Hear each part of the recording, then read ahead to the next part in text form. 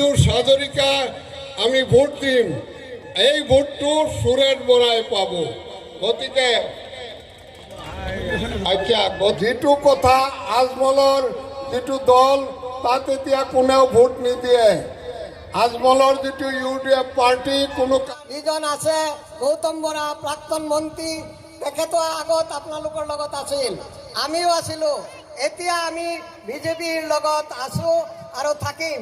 গতিকে যিটো কথা আজমলৰ যিটো দল তাত এতিয়া কোনেও ভোট নিদিয়ে। আজমলৰ যিটো UDF পাৰ্টি কোনো কামত নাহে।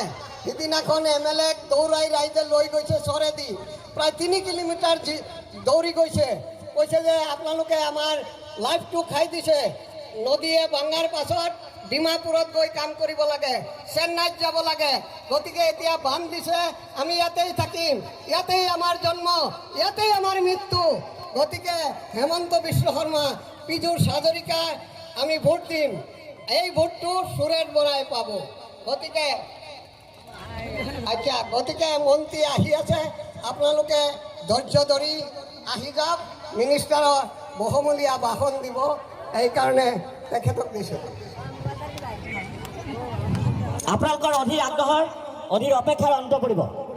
মাত্ৰ আৰু 5 মিনিটৰ ভিতৰতে এই নিৰ্বাচনী প্ৰচাৰ সভাত অংশগ্ৰহণ কৰিবৰ কাৰণে উপস্থিত হ'বহি অসম চৰকাৰৰ জনপ্ৰিয়